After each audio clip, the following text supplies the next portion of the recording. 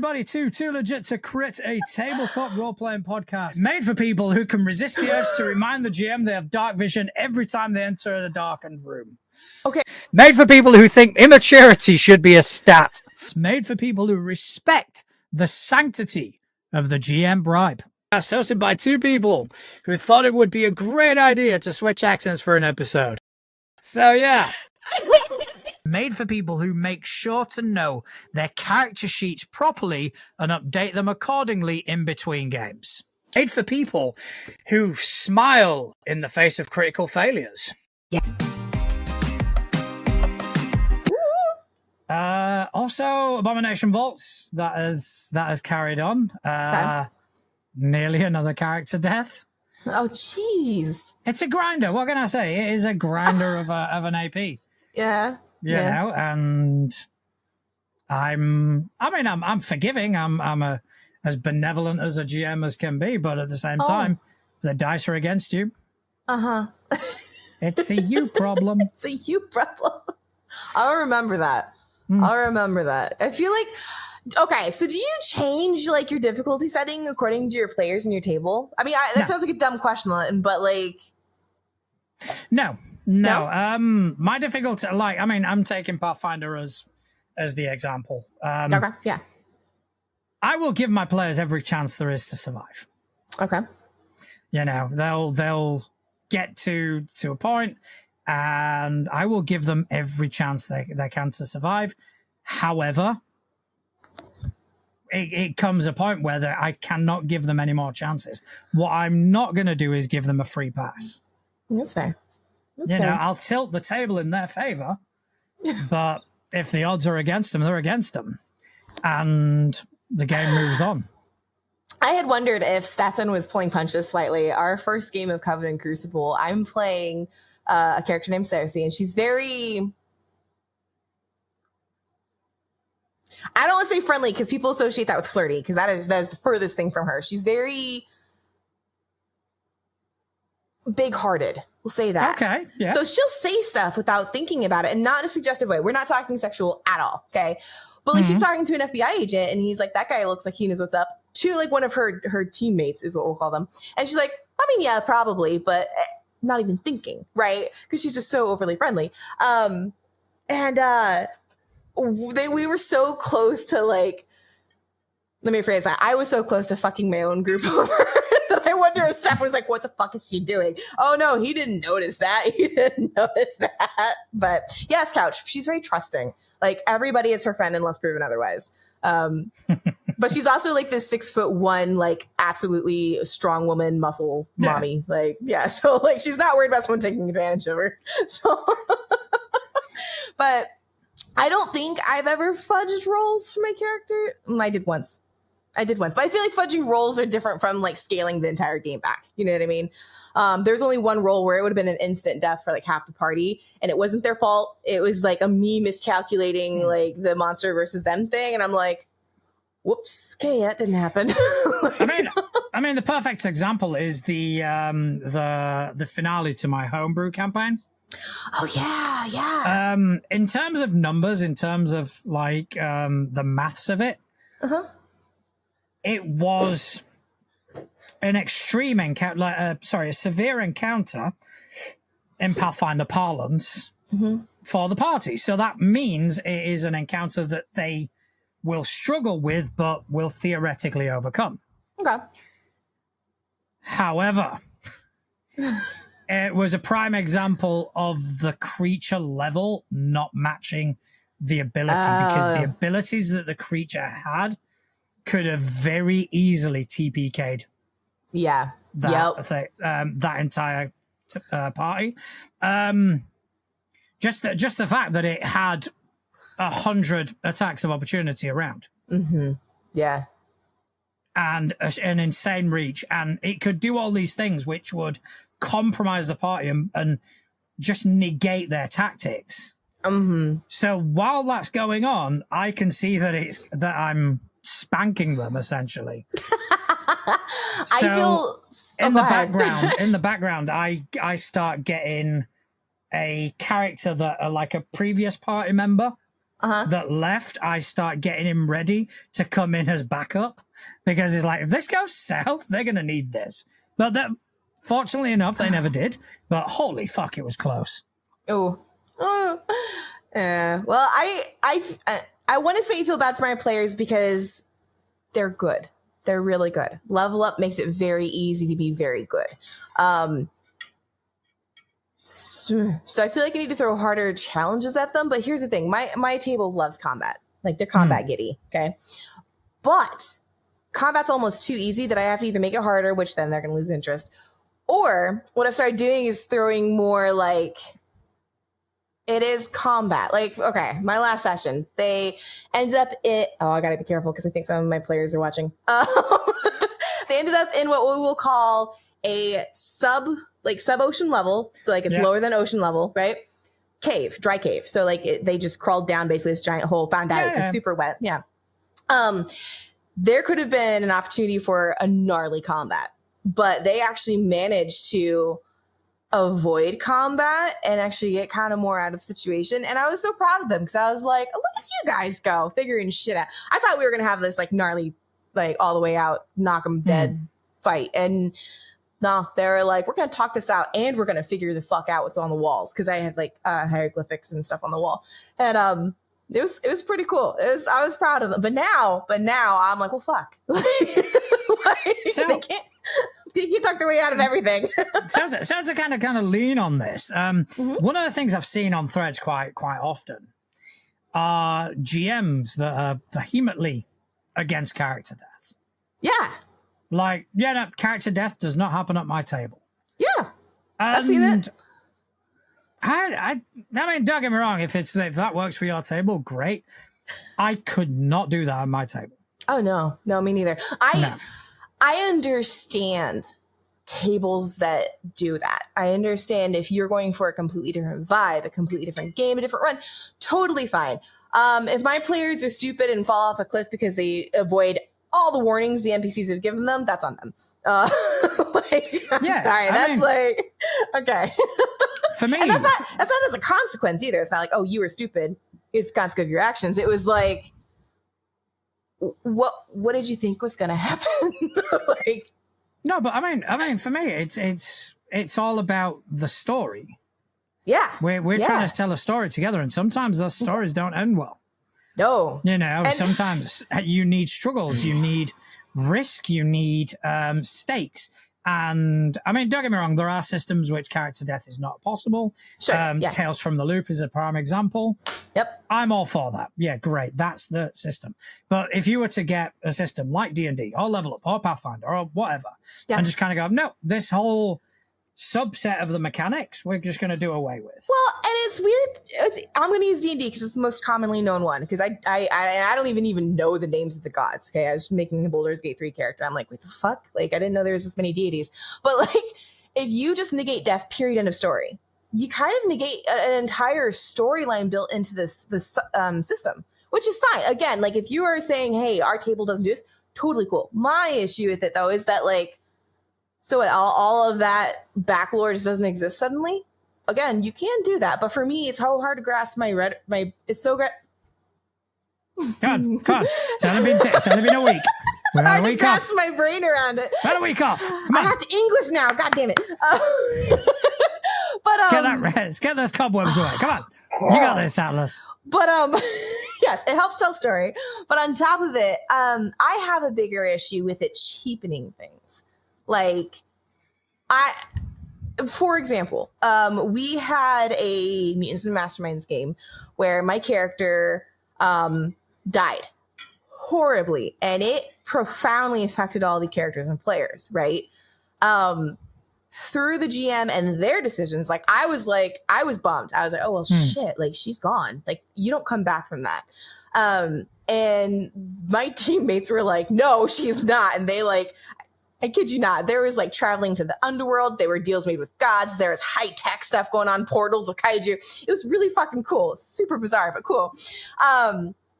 But they brought her back, and that actually became part of her superpower. She was a super genius. And when she came back, she kind of became this like, I see people situation where she used high technology to use like ectoplasm and stuff like Ghostbusters. Think Ghostbusters. Yeah.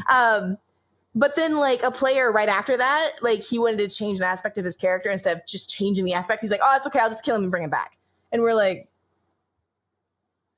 so when the theme of, oh, well, she died and it didn't matter. He died, it didn't matter. Then it was kind of like, well, it doesn't really matter when people are in danger. Like, it takes away the stake of the situation you're facing, where it's like, oh, this horribly big thing we're facing. That's fine. We won't die. Sip it. I'm like, it's a big bottle. I have to hold it with 2 hands, right? I sip it. I'm like, oh my God, this is good. And so he's talking to someone across the room, and I'm just like, just keep going. And he's like, Noah, come try it. Noah's his son. He goes, Noah, come try this chocolate milk. And I pass Noah the chocolate milk. Noah gives it to Connell. Connell tries it. Noah tries it. Me and Noah start passing it back and forth behind Connell's back. And we're just swigging away at the chocolate milk. We finally give it back to him to put it away. It's like maybe halfway gone. So I would drink that chocolate milk for the rest of my life at games. It was good. Fair enough. It was good. It was so good. But yeah. So, other than chocolate milk, I was just reading Couch's comment.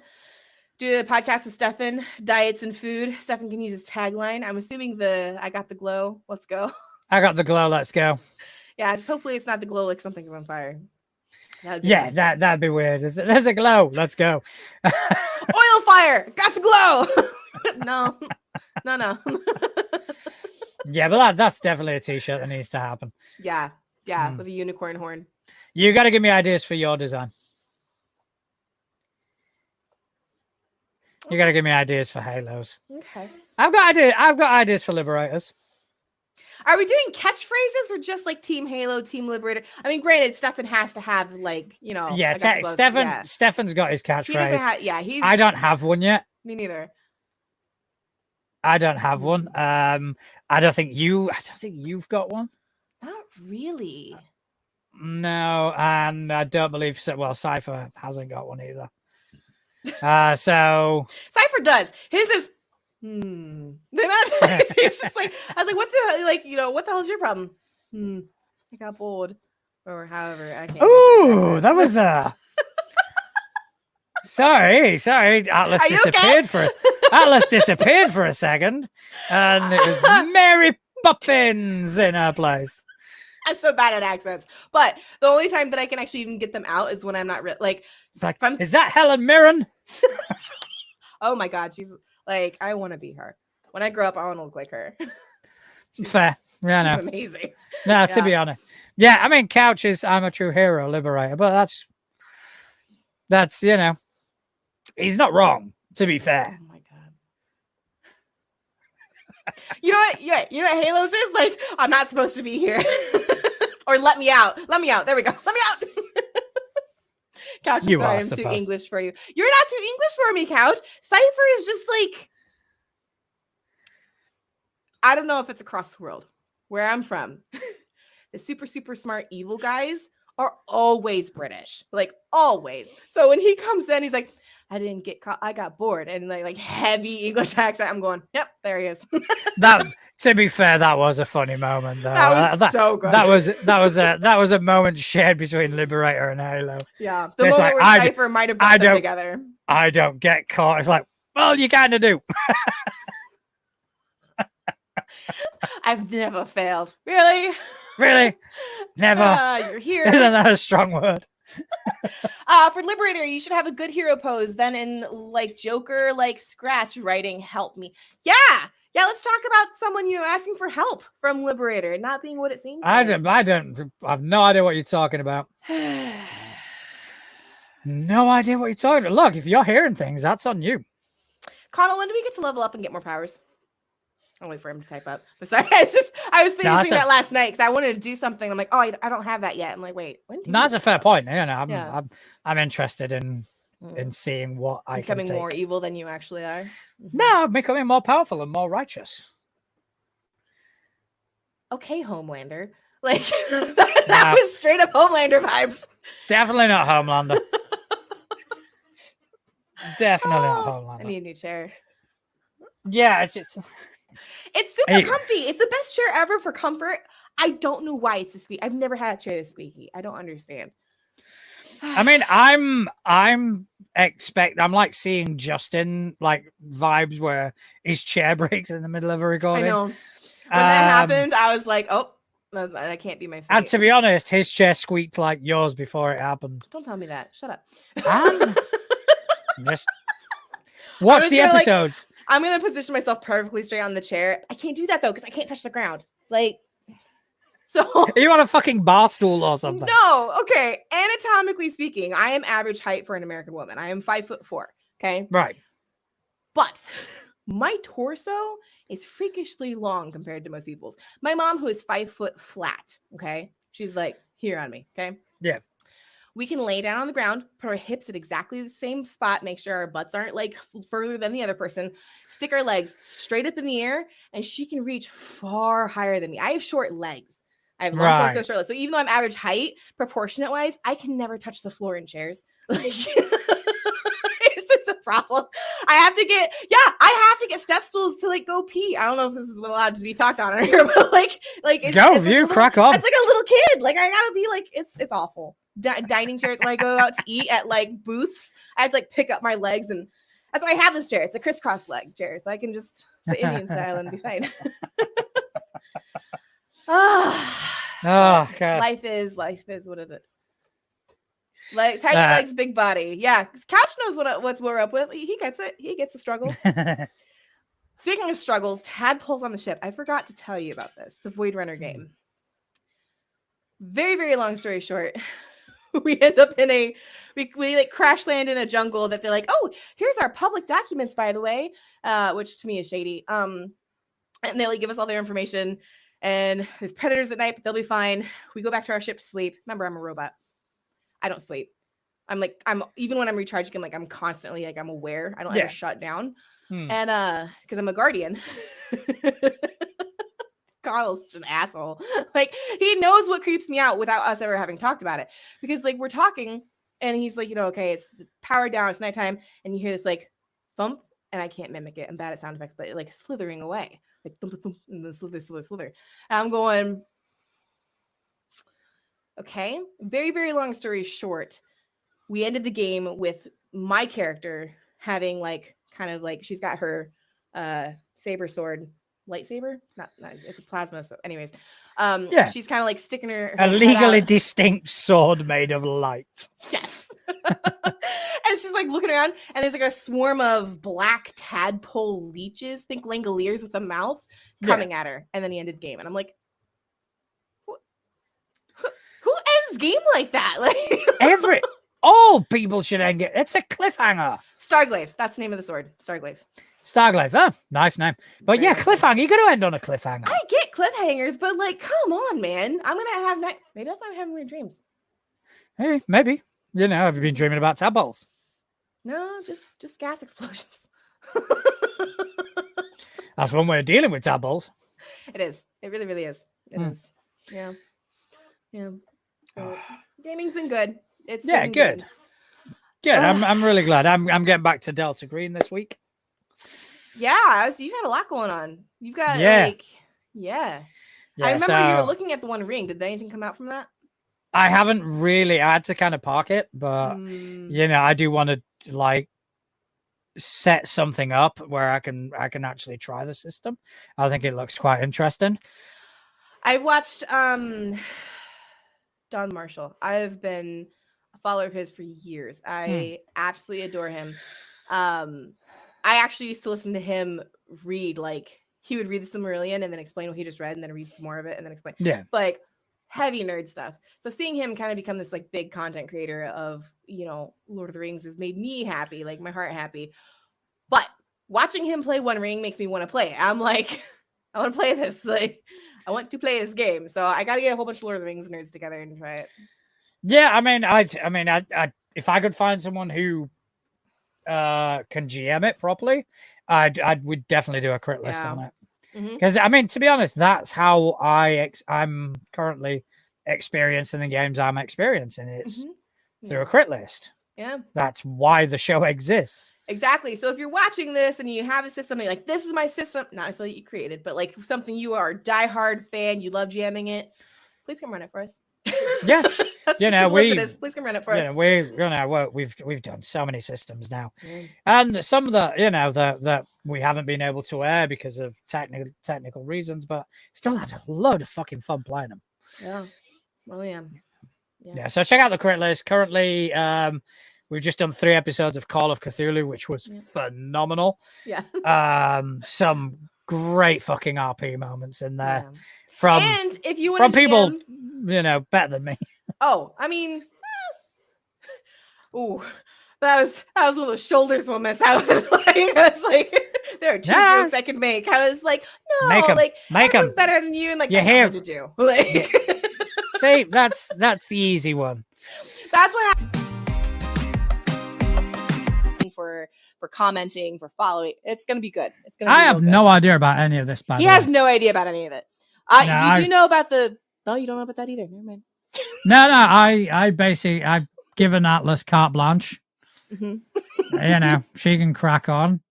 And at the end of the day, I'm not going to do something I don't want to do anyway. So that's true. I will do the accent switching though. You have to. And you've already agreed. I've agreed to the accent switching. Yeah. But that's just going to make everybody uncomfortable. And my British will make everybody's going to, my British. Yeah, but we already established you've got like the Helen Mirren, Olivia Colman sort of quality. I really don't. You're full of shit. Please, sir, may I have some more? I have another. Yeah, but when I do an American accent, I never settle on a location. I'll start in one place and I'll do like an American tour. That's how I am with my British accents, because I don't even know, like, if someone's like, oh, do an Essex accent, I don't know. Do like someone from Kent, I don't know. Like, I don't know the differences. I don't even like. Okay, so for an Essex accent, all you have to do is lean on the words that end in ly. So literally, basically, literally. So yeah, that's Essex for you. That's perfect. I'm gonna have to tell me I'm wrong. I'm gonna have to do that for a character in game. Literally. Literally. Yeah. So yeah, just and you kind of move your mouth without moving your mouth, like literally. Curly had to do an Irish for a play once. It was not regionally specific at all. Connell and I try. Connell does it. Connell does Irish well. I'm not Irish, so I can't say whether it's well or not. Let me put it this way: Connell does Irish better than me. Couch is adding some Essex into the chat. Southend babes. Southend babes. Why did I immediately feel like I sounded like a creeper saying that? Is it? Oh yeah, don't worry. I will teach you. You have to teach me. Yeah. I do not have an Essex accent, just in case anybody was wondering. And my accent is from the north of England. That's okay. Mine's fucked up too, because I grew up in the South, right? I have the dialect of West Coast, because that's when I started learning like language. I have the original accent, and you learned it really well, may I say? Oh yeah, so well. I'm so good at English, guys. Yeah, and it's bad because it'll come out in game too. Well, hell, it comes out here, but yeah, English is hard. English is hard, but that's okay. We play tabletop role playing games anyways. So, but what is like your best accent you do for games? Do you do accents for games? I don't really. Every now and again, I'll try, and I can't. The problem is I can't keep them up. I'll start for that. Not for accents, oddly enough. Oh, okay.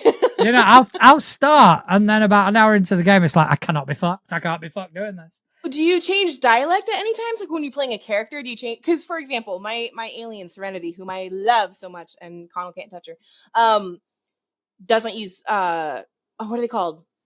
Fuck. See, I shouldn't be talking about English. She never says I don't. I do not. I can't. I cannot. She right, I purposely. Thank you. That word.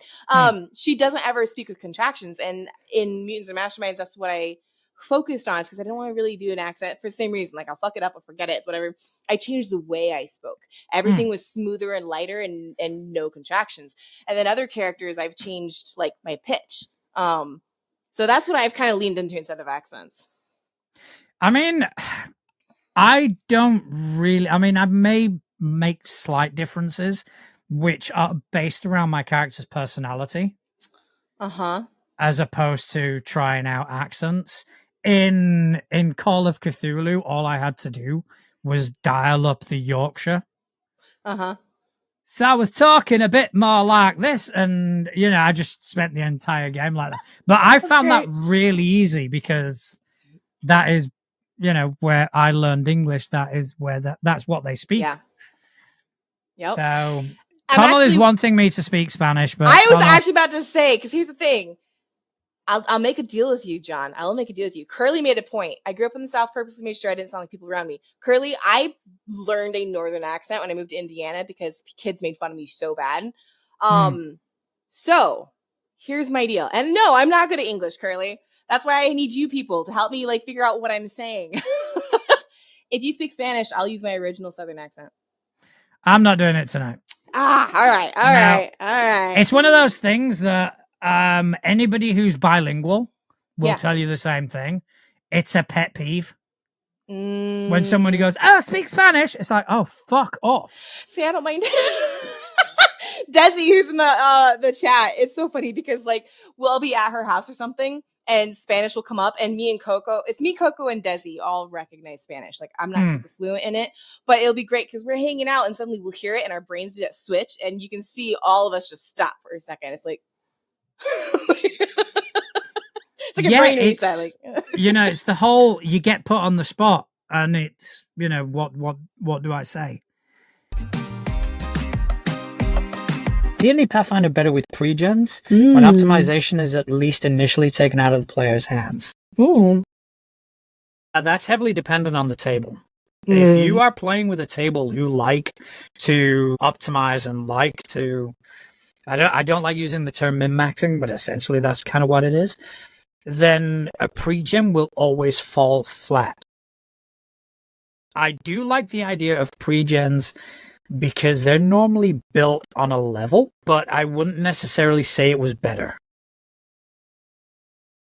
I would say that it has its benefit, but most of all, these systems are designed to be the ivory tower system mastery kind of games. The more you master the system, the more you're going to have fun with it. And when you sign up to GM, that's what you sign up to deal with. So I think, taking away that option from players without them being beginners, I think is doing a bit of a disservice. I think you said it very well in the beginning. I think it depends on the table. I think it depends on the game. But it's so flippant on whether it's good or bad for a situation. It's so situational. Yeah, I mean, I do agree with that. I mean, again, if I'm GMing Pathfinder, I expect people to try and manipulate the system as much as they can, because that's what the system kind of encourages. If you're playing something like PBTA or Blades in the Dark, then it's a different matter entirely, which I enjoy more. I will say that. I will say I enjoy playing the more narrative and flawed characters and without having to kind of learn every aspect of a system. I think that's why we're so horny in that one game, is because everyone's so flawed. To be honest, everyone's so flawed. How do you connect one thing to the other? So what we do, we every character has a flaw. We just we like it to be narrative and flaw, and let's fuck each other. Well, no, I mean, yes. To be completely fair, the entire story is built off of childhood trauma, because all of these our characters had a childhood together where they were possessed by demons and let loose on a town. So there's a connection between that, but that's beside the point. But it's a very cool trauma bond, but it does create some interesting tension when all of a sudden everyone's grown up and oh, hello. Let's just fuck each other. You know what? Who needs to save this town? Who needs to save this town from this dragon? The dragon's fine. The dragons, just demons. Let's go be inside each other. Please, sir, can you keep me warm? Please, sir, may I have some more? We need to put a warning label across this entire episode. Don't watch it! I've already decided that's going to be the title. Do not watch this episode. Please do not watch this episode. Just don't do it. Just skip it. Skip this episode. This is the one that people should skip.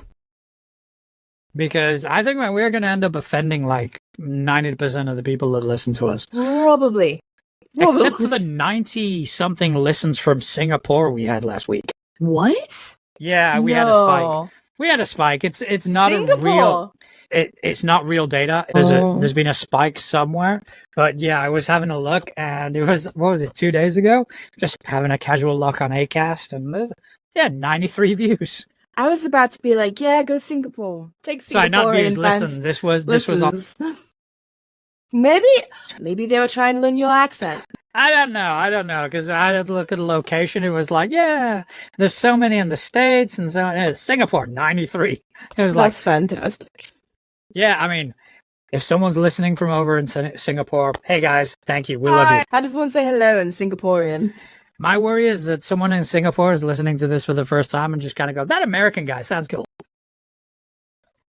That's because the American guy does sound very cool. They're going to be so fucking disappointed next episode. Cool. Next episode, they're going to go, what the fuck happened to this guy? He was cool. He had, like, severe head... Is that why he wears the hat? Severe head trauma? I was about to try and figure out how Singaporeans, how do you say hello in Singapore? I can't. I Googled it, and I'm like, I'm struggling with this. I'm not going to go and try that. Connor wants me to try Liberator with an American accent. I will hate him. Will you trust me even more?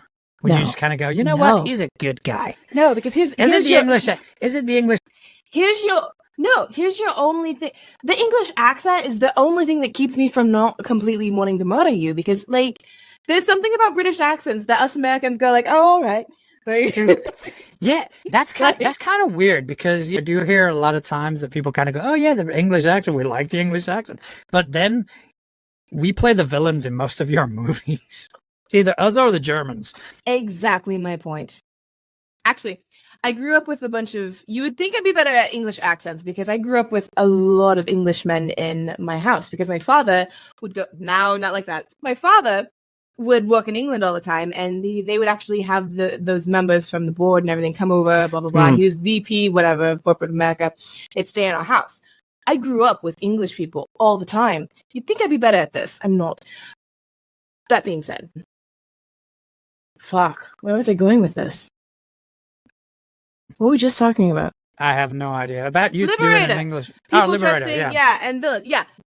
So I had a friend from England come over to visit in high school, and all of my friends were like, he's so hot. Oh my God. I'm going, he's really not. He's really not. Like, but his accent, I'm going, no.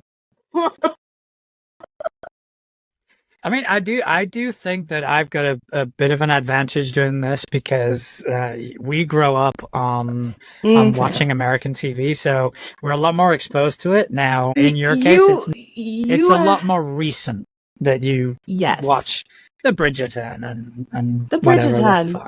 The whatever the fuck it is. Listen, you win. Downtown Abbey. I told you you'd do a better job than me at this. I actually don't watch Downton Abbey. I want to, because I love... Are you actually saying it properly now, though?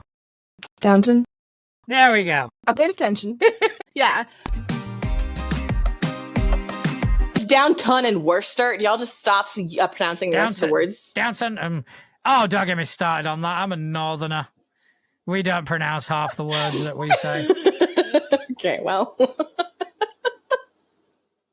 But yeah, the last week of this. All right. If we don't get another subscriber by this time last week, I'm gonna make an addendum. Okay. Shut your face. Shut your face and listen. All right. This doesn't actually air till Thursday morning, correct? A week from Thursday morning, because you got to give our viewers a chance to see this.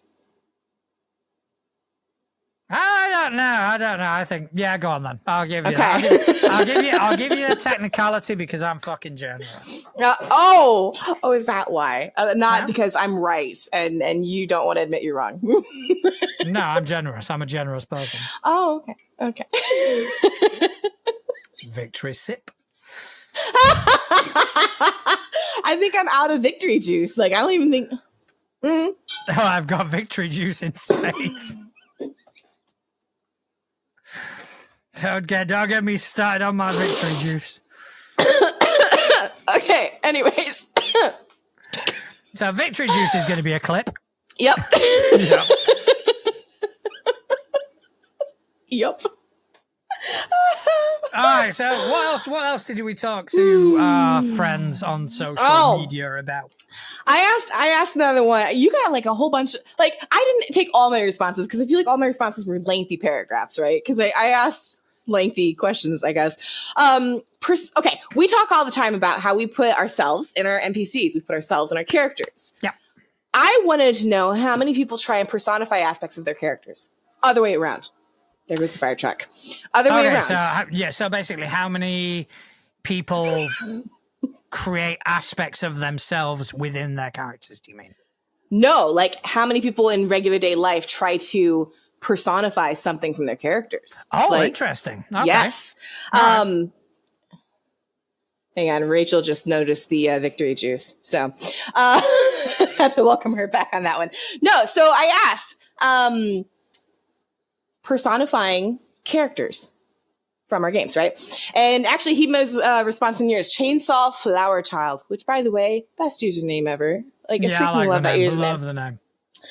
I normally play characters that are broken and trying to get better. I don't want to be that broken again in real life. So of my 4 characters, I'm currently playing 3 are working through trauma. So that just leaves one to pick from, which I totally resonate with that. All of my characters, I have happy backgrounds, and then somehow their backgrounds get destroyed and end up traumatized. And I'll get to that in a second. But Ripley's a Kender, and I would love to have the fearless, inquisitive, and positive attitude that he has.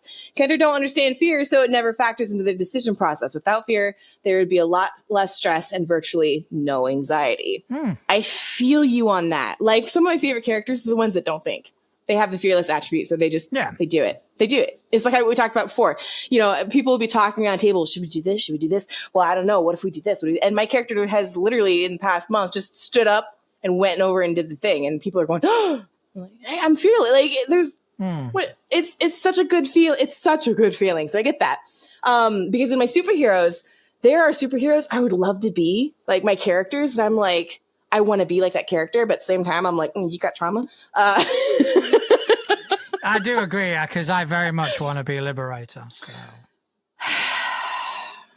John, no. No. There's something fundamentally wrong with you that you want to be liberator. There's nothing wrong with Liberator. He's a true hero, so... Just because Halo doesn't understand him, that's Halo's problem. Stop it. I think we just got our 3rd prescription. Ah, fuck. I'm going to have to check that. I'm going to have to check that later. Sorry. I got a little ding. I'm like, oh my God. Anyways, could be wrong. Could be very wrong. I may have seen the wrong thing. But no, I have done that. People are like, oh, I work out so I can do things my characters do. And I've actually flipped that around. Sometimes I'll be in a really stressful situation. Fuck you, Couch. Woo! Thank you, Couch. Yeah, thank you, but fuck you. We love a good couch. So is it a subscription or a one-time? I think he's gone and fucking done it. Yeah, I think he's done it. I think he's gone and done it. Is this an appropriate time to like blast letters across the screen and go, "You've been couched"? Is that like a thing? If I had that set up, I would. But by the time I've got it set up, the joke will be fucking over. That's true. Yeah, let me double check. So, while we're on the topic of our like coffee and our subscription, I have decided we're gonna kind of sweeten the deal a tiny bit. Oh, yeah, tell them what we got.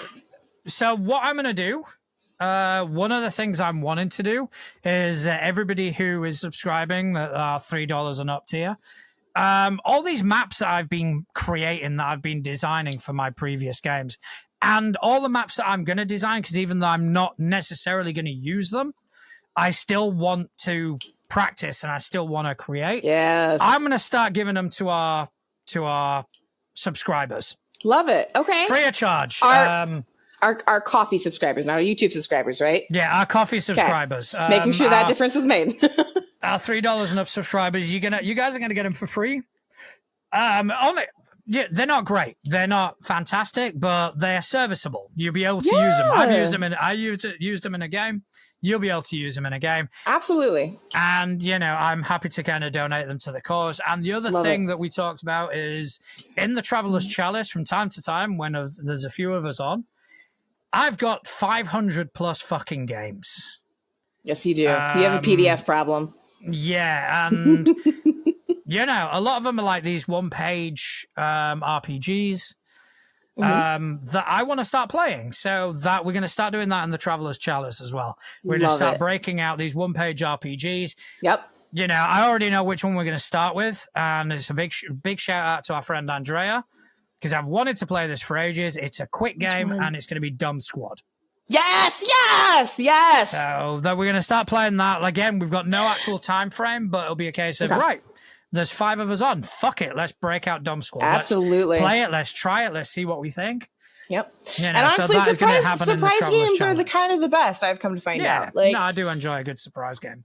I can't get over how great Saturday was. I love that. So that's a good thing to add to our subscribers, our Ko-Fi supporters. Let's put it that way. Yeah. Yeah, it's good. So yeah, those are things with, you know, those are going to be available at the current subscription. Yep. I just want to, you know, it's kind of my way of saying thank you. Love that. Love that. So, I'm not that cool. I have nothing to donate, but I donate my awesome personality to the Traveler's Chalice. You donate absolutely inappropriately timed jokes. The Traveler's Chalice is completely unfiltered. So yeah, my jokes are appropriately timed. They're just in very poor fucking taste. I mean, I think again that's just an age thing. It's okay. I mean, my timing is spot on. It's just that timing maybe. We may be talking about certain things, and yeah. But yeah, if you ever want to experience what I'm like without a filter, the Traveler's Chalice is the place to be. Yeah, it's entertaining to say the least. We need more girls in there. So now I'm going to work on a fucking American accent. Yeah, you do, because next episode. Is it next episode? We don't know. Unless you want more time to prep. Do you need more time to prep? I don't know. I'm going to let you know when we get closer to next episode. Oh, okay. Bear in mind, I am doing like 27 hours overtime this week. That's true. Maybe we should give a little bit of a buffer time. We'll pick a date. We'll make a big announcement. I'll make graphics for it. It'll be great. And I should actually have the graphics for our pledge awards and potentially our giveaways by then too. So maybe it'll be a big thing. So yeah, I need to. The thing is, it's not about doing the American accent. It's about doing the American accent and sticking to it. That's where I'm going to struggle, because I will be able to start, and then I'm going to go on a journey across the US. Sam actually has a really good point. Do a Southern one first. It's actually just a slowed down British accent. I'm gonna have to kind of off air try that out and just see if that theory holds up. What's gonna happen is I'm not gonna do it on air. No. Oh no. I'm just saying, like, you're gonna do what me and Connell do is we talk around the house in accents trying to nail something. Like, that sounded horrible. You talk around the house. Yeah, we talk at the house. Hi, door. No. Ho, door. One person on one side of the house, the other person on the other, and you just hello. We're talking around the house because that's okay. That's something people say now. Yeah, sure. But I'll be with you. I'll be talking like you guys are gonna be like, that's this side of England and that's that side of England. I'm gonna be like, it's British. That's the best I can do, guys. All right. Yeah, luckily, we're fucking doing this when we've got a limited amount of viewership. If we did it about so now it's harder to cancel us.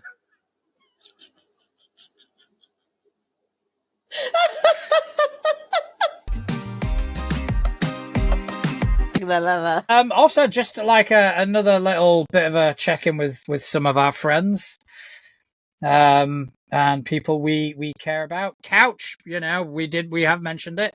Couch has got his baby now. He's got his show. Yeah. Where, it's all Couch. Again, I'm playing in it. I'll push the button to record and I'll do the editing, but it is Couch's story and we are so fucking here for it. Mm-hmm. And also another bit of news. Also, hang on, time out, because show. Couch is also doing the artwork They are going to be. The artwork for Fabula. He did the character art for it and it's amazing. Yeah, so Couch, do more art. He has done it. Yeah, he has done it. He did the character art himself and it's fantastic. Yeah, it's really good. Really evocative of the setting and really evocative of what we wanted as characters. So good. So it is phenomenal. So check that out when we start releasing it. I haven't got a date yet, but Yeah. pay attention. We don't even have a title yet, so yeah, that's a closed doors conversation. Yeah. But yeah, so Tabletop Tail Spinners, friend of the show, they're going to be running a one-shot very soon. And have you ever heard of The Darkest House? No. All right, so The Darkest House is a system agnostic horror module produced by Monty Cook Games. And the whole philosophy behind it is you can take any character out of any system and drop it into this and it will work. What? Now, I own this particular piece of work, and I cannot look at it because one of the players in this Tabletop Tail Spinners thing is going to be yours truly. Nice. Okay. So look at you. So we're going to create. Yeah. So we're going to create Monster Heart characters. So if you don't know what Monster Hearts is, it's powered by the Apocalypse game, and it's all about teen monsters, as it were. Yep. Vampires, ghouls, ghosts, blah blah blah. I have not seen it in game form, but I have heard someone be like Monster Hearts, like the cool kids version of Monster High, which is a doll set. Yeah, basically. Yeah, basically that's it. So we're going to have these characters built in Monster Hearts, but we're getting dropped into the Darkest House by Monty Cook Games. So we're going to be recording that in October. Mm-hmm. So yeah, that'll be fun, and then good time to record it too. Like, hello, I was actually just thinking that like spooky season is coming upon us. I really want to do something with it, and I don't know. I don't want to say anything because I don't want to commit myself to like, oh well, Atlas said on the show she's going to do this thing, but I'm thinking about doing a thing. We'll see if it happens.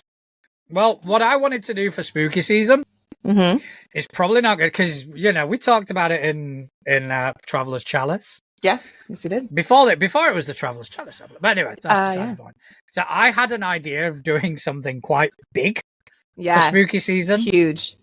It's not going to happen this year, but it's most definitely going to fucking happen next year. There was a slight wrinkle in the plan, which kind of derailed everything. Oh, that's a bummer. But by next year, everything will be a bit more solidified. Fun. And I can start putting the work in from the get-go. Okay. But yeah, and I've got the perfect name for it, but I'm not going to say it because someone's going to steal it. Oh yeah, you told me about that actually. I remember that. No, that's going to be good. I am thinking about not shutting down. That's the wrong word. Opening the doors. We'll see. Shutting down and opening the doors just happens to be opposite things. No, my art stream is usually on Saturdays at 3 p.m. Eastern Standard Time, whatever it's called. I'm actually thinking about for October not doing that and switching it so that we have multiple games running at the same time of spooky themes throughout the month of October. Delta Green could happen then. Yeah. So we'll see. But that's I have a month to pull that together, and I don't really know if I want to devote that much energy and time into something since I'm still in training, but by then I should be kind of sort of getting out of training, which we'll see. Which, by the way, if I seem like non active on social media or tired all the time, it's because of training. Just saying. Like, I will go back to normal soon. But God, I didn't realize it's gonna be this hard. It's hard. Old people are hard. What? That sounds like a sex thing. No. What the sex thing was the girthy. The girthy spike on Sunday. That's That's girthy. That was girthy. That was. So old people are hard, apparently. Well, there are pills for that. There are pills for that. Oh God. Anyways. All right. Anyways, so you kind of touched on something you touched on earlier. I kind of want to circle back to and make it look like I know what I'm doing. Oh yeah, we know what we're doing. So, actual plays, the playing of the actual kind. The sort of shit we do, where we basically play a game and we record it. All right. So when or before the actual release of the new D&D book, there was some discourse on Threads, and I didn't really look into it because D&D could not give a fuck. Right. But the discourse I found quite interesting because I believe, and if I'm wrong, then just keep it to your fucking self. I don't care. It's fine. I have no mind telling you. There was something in the new D&D PHB which basically said, you know, to get a better grip on playing the game, watch some actual plays. Okay. Right? Okay. Right. And so a lot of the discourse was people kind of going, what do you think? And I kind of want to, I know it's been a couple of weeks now, but seeing as you touched on it, let's kind of talk about it. Yeah, Do sure. you think actual plays are useful for learning a system? And if so, how useful are they and how much attention should you pay? So I'm boring. You're not going to get a hot take from me. I'm not going to sit here and be like, yeah, they're amazing. Actual plays are like the gold of the earth. And I'm not going to sit here and be like, you know, actual plays are shit. I think with anything else in life, there's a healthy balance. I wanted to play D&D. Like, I didn't know there were other games when I was introduced to TTRPGs. But I wanted to play D&D, and I had nobody to play it with me. And finally, a friend of a friend of a friend connected us together with a GM. And I was like, I'm super nervous. I don't know what I'm getting myself into. Highly, like, anxious. And he was like, sit down, watch these YouTube videos. And he flat out told me, he's like, it will not be like this, but you get an idea of what the gameplay will be like. And I was like, okay. And I watched it and I hated it. But I hated that, loved the concept of the game. So because I went into it knowing like, oh, it's not going to be exactly like, because he was like, think of it, this is a movie production of the game. I'm like, okay, fine. So I did that. That's a good way of putting it, to be fair. Yeah. And that's why it's like, I think they can be. Should they be taken as scripture of like, this is how it should go? No, absolutely not. Because like, I think there's a beauty in, we'll take Fabula. Perfect example. We just talked about it. I had never heard of it. I didn't see anything about it. I had no idea what I was getting myself into. I'm pretty sure that the game in my head was something completely different than what it actually is. But you could say watching an actual play of that would have been helpful because then I would have been like, got it. But at the same time, I kind of liked not, because then the thing in my head that Couch was like making was so unique, because it wasn't like, oh, it's like so-and-so. Oh, it's like so-and-so. Oh, it's like, nope, this is 100% Couch is my first exposure to it. So I think there's pros and cons both ways. I mean, it's weird because I wouldn't have picked up Delta Green had it not have been for the Glass Cannon podcast. Okay. Because they play Get in the Trunk and they've got their own take on it. Funny as fuck. And I think there is a certain amount of learning that you can do by watching an AP. Absolutely. Even something like for me, one of my favorite actual plays of all time, and hands down for me the best, is the Adventure Zone Balance. 3 guys and their dad, essentially, go on a hunting trip. As part of their normal podcast, kind of went, should we play D&D? Oh. Let's do it. And they did. And it fucking blew up. You know, and these guys had no fucking clue about the rules, or a very limited amount. So their entire campaign is really loose in terms of following rules and this, that, and the other. But at the very least, you can get a feel for what it's like at a table. Yeah. Yeah. And that's actually, that was just brought up in chat, which is kind of what I was thinking, is that it's like, I like the vibe of the game you get from an actual play, but so many DMs do things differently that you don't really know how you want to do it. You don't really know the rules of it by watching an actual play. So like you said, like the style in the game, absolutely. But learning, like, I think in terms of the rules, it depends on the actual play. Yeah. The Glass Cannon are very much more rules focused than others. Yeah. So they will stop and kind of go, no, because the book says this, and they will read you that passage in the book, and they will discuss, and then the GM will kind of go, right, this is what I'm going to rule. So you do get an impression of the rules. That's good. Especially when they're playing like Delta Green. Yeah.